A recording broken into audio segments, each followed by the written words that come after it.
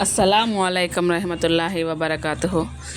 ఈరోజు చెప్పుకుంటున్న అంశం ఖురాన్ మరియు సున్నతులలో రబ్ అనే భావం ఎలా ఏర్పడింది, ఎలా వచ్చింది అనే దాని గురించి మాట్లాడుకుందాం. టాపిక్కి వెళ్ళబోయే ముందుగా నా ఛానల్ ఫస్ట్ టైం చూస్తున్నట్లయితే లైక్ చేయండి, షేర్ చేయండి, సబ్స్క్రైబ్ చేయండి. ఇప్పుడు టాపిక్లోకి వెళ్ళిపోదాం. రబ్ అనేది అసలు రబ్బా, యారబ్బు అనే ధాతువు నుండి వచ్చింది. దీని అర్థం ఏదైనా దానిని పెంచి పోషించి ఒక స్థితి నుండి పరిపక్వ స్థితికి చేర్చటం అన్నమాట. దీని నుండే రబ్బహు, వరబ్బహు కూడా ఉన్నాయి. కాబట్టి రబ్ అనే పదం వాస్తవానికి మూల పదం. ఈ రకంగా అల్ రబ్ అనే పదం కేవలం అల్లాహుకే వర్తిస్తుంది. ఎందుకంటే జగతిలో ఉన్న సమస్త వస్తువులు బాగోగులను ఆయన ఎరిగినవాడు, పరమార్థం తెలిసినవాడు.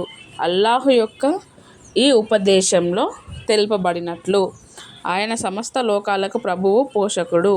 అల్ ఫాతిహాలో ఉంది.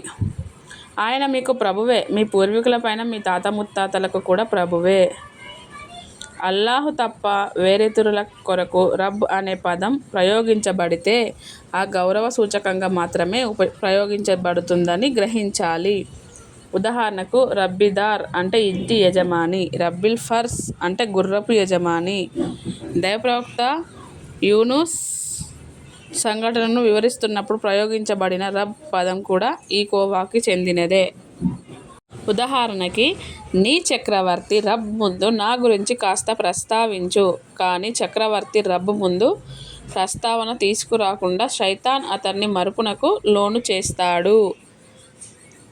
ఈ సూరాలోనే వేరొక చోట ఇలా అనబడింది: నువ్వు నీ రాజు రబ్ దగ్గరికి తిరిగి వెళ్ళు అని ఆయన యూసుఫ్ అన్నారు. కారాగారంలోని తోటి ఖైదీలు కన్న కలల భావార్థాన్ని వివరిస్తూ దైవప్రవక్త యూసుఫ్ అలైహిస్సలాం ఇలా అంటారు: మీరిద్దరిలో ఒకడు తన రాజుగారి సారాయి తాగించేందుకు నియమించబడతారు. తప్పిపోయిన ఒంటె గురించి చెప్తూ అంతిమ దైవప్రవక్త సల్లల్లాహు అలైహి వసల్లం గారు ఇలా అన్నారు: ఎట్టకేలకు దాని యజమాని దానిని కనుగొన్నప్పుడు దీన్ని బట్టి విదితం అయిందేమిటంటే అల్లాహ్ కొరకు రబ్ ప్రభువు, పోషకుడు, స్వామి, అధిపతి, యజమాని, నిర్వాహకుడు అనే పదం పర్యాయ పదంగా, అదనపు పదంగా కూడా ప్రయోగించబడుతుంది. పరిజ్ఞానం కొరకు కూడా ప్రయోగింపబడుతుంది. అందుకే అల్లాహ్ కొరకు అల్ రబ్ లేదా రబ్బిల్ ఆలమీన్ లేదా రబ్బిన్ నాస్ లాంటి పదాలన్నీ సరైనవే. కానీ దైవేతరుల కొరకు రబ్ అనే పదం కేవలం గౌరవార్థం మాత్రమే చెప్పబడుతుంది. ఉదాహరణకు రబ్బిదార్ అంటే ఇంటి యజమాని, రబ్బిల్ మంజిల్ అంటే గృహ యజమాని, రబ్బిల్ ఇబ్లి ఒంటె యజమాని.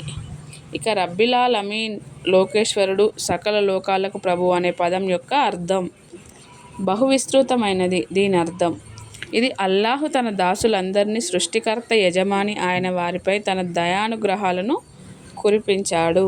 తన ప్రవక్తలను పంపి తన గ్రంథాలను అవతరింపజేసి వారి జీవితాలను తీర్చిదిద్దారు.